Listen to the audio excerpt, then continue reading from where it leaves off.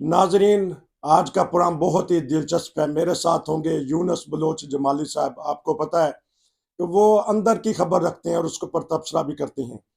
चंद दिन पहले हमने एक खबर दी थी कि 14 सितंबर 2023 को जर्मनी में अलार्म यानी कुग्गू बोलेगा। तो मैं तो खबर को भूल गया था। तो जब 11 बजे अलार्म बोला तो मैं परेशान हो गया कि लगता कि मेरे ना आंढ गुआंढ आग लगी है। तो क्योंकि जब आग लगती है, बड़ी आग लगती है, तो फिर वो अलार्म बोलता है ताकि जो लोग सो रहे हैं वो उठ जाएं। तो थोड़ी देर मेरे दिन में यही रहा कि यहाँ अलार्म बजते रहते हैं, हादसा कोई हो गया या फैक्ट्री में आग लग गई है। तो फिर थोड़ी देर बाद होश आया कि नहीं नहीं, ये तो यूनुस साहब ने खबर दी थी, तो ये वही होगा कि डेट आज की 14 सितंबर को हुकूमत ने क्या करना था। क्योंकि मेरे साथ है यूनुस बलोच जमाली साहब। तो अलार्म बज चुके हैं। हम कोशिश करेंगे कि अगर अलार्म की आवाज़ अपने प्रोग्राम में सुना दें कि किस तरह का अलार्म होगा तो होता है, वरना नहीं तो ये वर्ल्ड अलार्म होता है। तो मैं उनके पास चलूंगा कि वो तो नहीं, उनका तो नहीं तरा निकल गया था। जी अस्सलाम वालेकुम।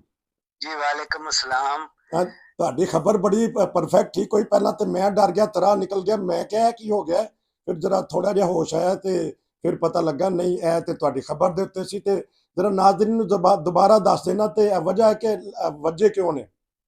ये बात ये है कि पूरे यूरोप में मुख्तलिफ ममालिक अपने अलार्म सिस्टम को टेस्ट करने के लिए ये कर रहे हैं। कुछ महीने कबल नीदरलैंड में भी ये हुआ था और वहाँ के मोबाइल फोन्स के ऊपर और दूसरी जगहों पर वो अलार्म टेस्ट हुआ था।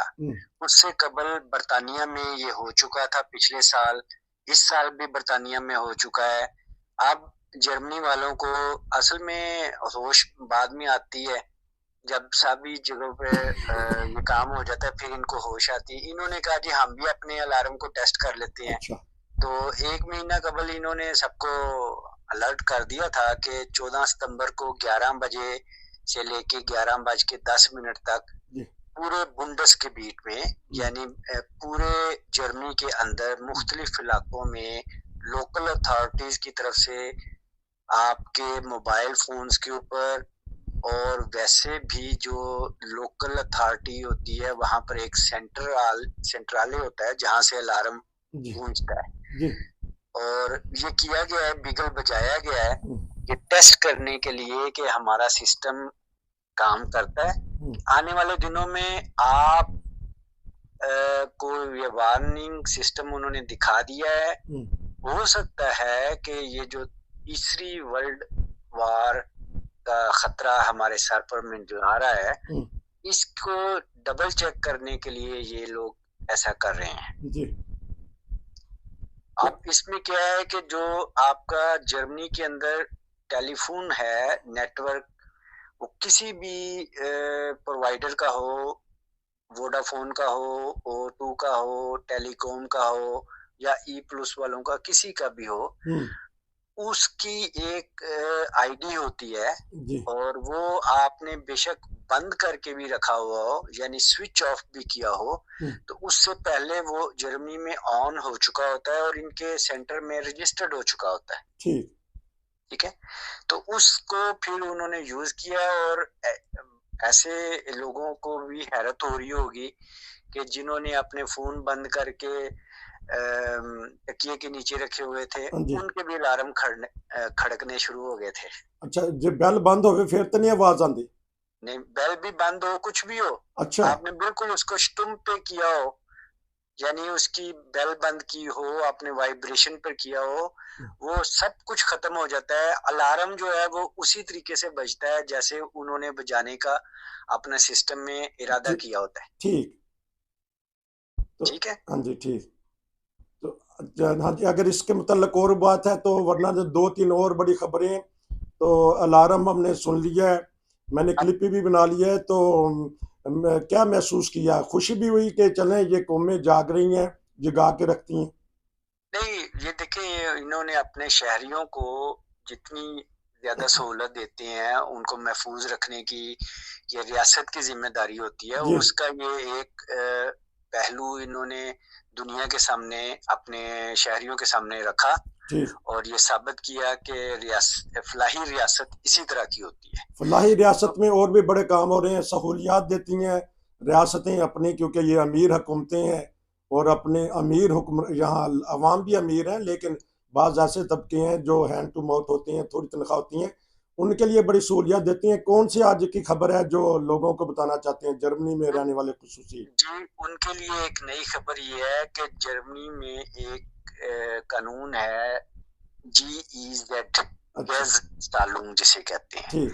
वो उन लोगों को देना पड़ता है जो कभी भी किसी नए घर में शिफ्ट होते जी। हैं या कोई स्टूडेंट हाउस जो होता है उसके अंदर वो दाखिल होते हैं, तो कुछ अरसे के बाद ही उनको वो लेटर रिसीव हो जाता है जिसके ऊपर लिखा होता है ARD और ZDF। जी।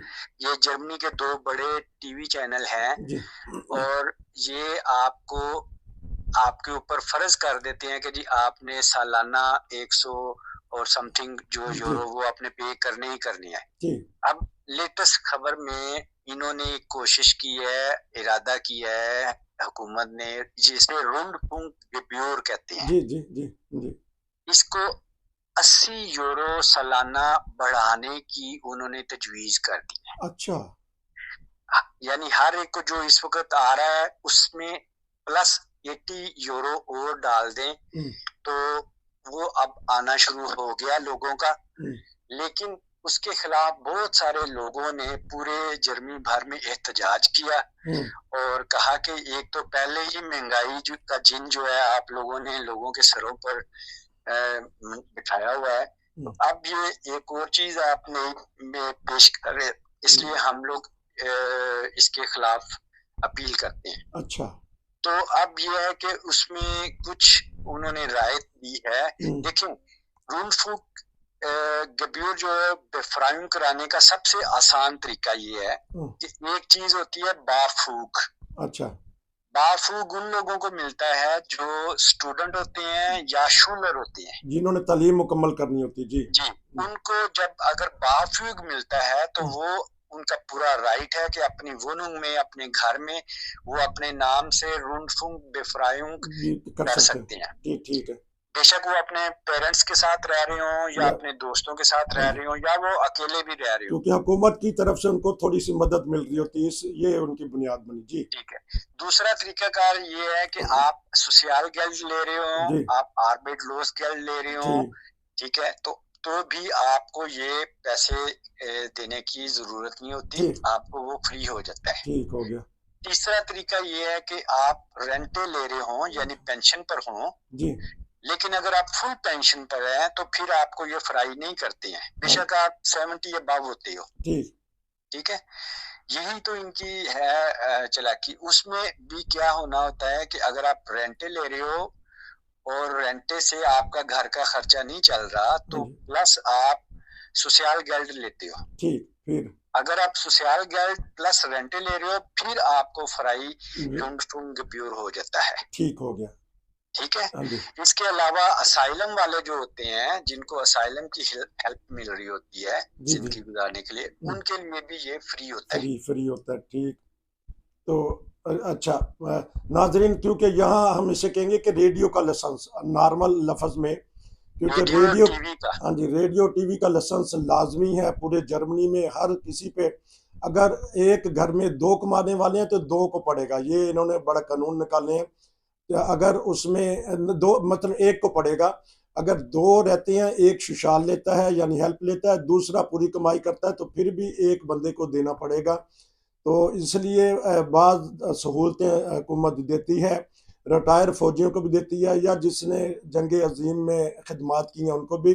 बहरहाल ये मुख्तलिफ़ किस्म के हैं, इसका रेट बढ़ा रहे हैं। तो बलोच साहब ये बता रहे हैं कि एहतजाज लोग कर रहे हैं, लेकिन हुकूमत सहूलियात भी देती है।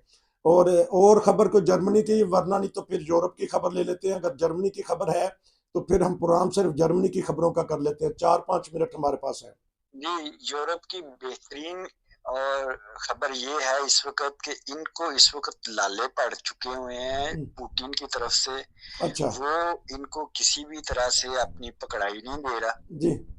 उसने रिसेंटली नॉर्थ कोरिया का जो चेयरमैन है किम किम जो, जी उसके साथ मुलाकात की है और उसके अच्छा साथ नया फटराक किया है, एग्रीमेंट किया है, जिसके मुताबिक नॉर्थ कोरिया अब रशिया को, यानी पुतिन की हुकूमत को और उसकी फौजों को हथियार सप्लाई करेगा। अच्छा ये एक बहुत बड़ा अलार्म बज चुका है यहाँ पर, हम्म, क्योंकि नॉर्थ कोरिया भी एटॉमिक पावर है। जी बेशक वो ऑफिशियली तौर पर ये नहीं मानते, लेकिन उनके पास बहुत सारा एटमी असला है। तकनीक ऐसी है कि वो अ, इसको इस्तेमाल भी कर सकते हैं, और इसके अलावा वो वेपन भी बनाते हैं, जी और बहुत सारा वेपन जो है वो रशिया उनसे खरीदने के लिए तैयार हो चुका हुआ है। ये खतरनाक बात बताई है आपने, क्योंकि कोरिया पे पाबंदियां भी हैं, इसके कोरिया बावजूद भी नहीं सर, सॉरी, कोरिया जो होता है ना, एक ना। जब आप कोरिया कहते हैं तो वो साउथ कोरिया हाँ जी हाँ कहलाता जी, लेकिन नॉर्थ कोरिया जो शिमाली कोरिया है उसके ऊपर पाबंदियां हैं पूरी दुनिया की तरफ से, फिर भी लेकिन वहाँ फौजी ताकतें बढ़ रही हैं। ये 15-20 साल से ये मसला चल रहा है। तो कोई और बात अगर कहना चाहें, ये तो जंगी हालात के बारे में बताए, कोई अमन वाली बात जर्मनी से या यूरोप से? अमन वाली बात है। अब ये जर्मनी की जो वजीर खारजा है, हम्म, वो यूक्रेन में गई है, और यूक्रेन में जाके उन्होंने दोबारा से प्रेसिडेंट जेलेंस्की से मुलाकात की है, उनको अच्छा तसल्ली वगैरह दी है, और ये अच्छा उनका इस वक्त 25th दौरा था जब से ये अच्छा जंग शुरू हो चुकी है। ओहो 25वीं बार वो वहां पर जा चुकी है। अच्छा। ठीक बहरहाल है, ये इससे आप इस बात का अंदाजा करें कि जर्मनी वालों को कितना ध्यान रखना पड़ रहा है यूक्रेन का, और किस तरह से वो अपने आप को उनके साथ अटैच कर रहे हैं और साबित कर रहे हैं कि हम आपके साथ हैं। लेकिन दूसरी तरफ देखा जाए तो स्टिल जर्मनी वाले, जर्मनी की पाइपलाइन में गैस जो है वो अभी तक रशिया की ही आ रही है। हम्म, किसी और से इन्होंने अभी मुआहदा नहीं किया, जी ना ये कर रहे हैं, जिसकी वजह से यहाँ पर प्राइस भी बहुत बढ़ गई हुई है। हम्म, एनर्जी प्राइसेस यहाँ पर डबल से ट्रिपल पहुंच जी चुके हुए हैं। जी। एनर्जी प्राइस पूरी दुनिया की तरह जर्मनी में भी इसका असर हो रहा है, क्योंकि जंग का सबसे ज़्यादा असर जर्मनी पे होगा, क्योंकि जर्मनी मजबूत है मुआशी तौर पे, और बहुत सारे यहाँ मुहाजिरीन आ चुके हैं। उनकी रहाइश का, उनके खाने पीने का, उनकी सहूलियात का रखना पड़ता है। तो क्योंकि प्रोग्राम बाद दफ़ा लंबा हो जाता है, तो आज का प्रोग्राम नाजरीन सिर्फ 2-3 खबरों पे हमने रखा है। तो यूरोप की और भी खबरें हैं, हम इंशाल्लाह कोशिश करेंगे अब आपको गाहे बगाहे दुनिया भर की खबरों से आगाह रखें। आपका बहुत शुक्रिया, फिर मिलेंगे। नसीर को इजाज़त दीजिए। अस्सलाम वालेकुम। वालेकुम अस्सलाम।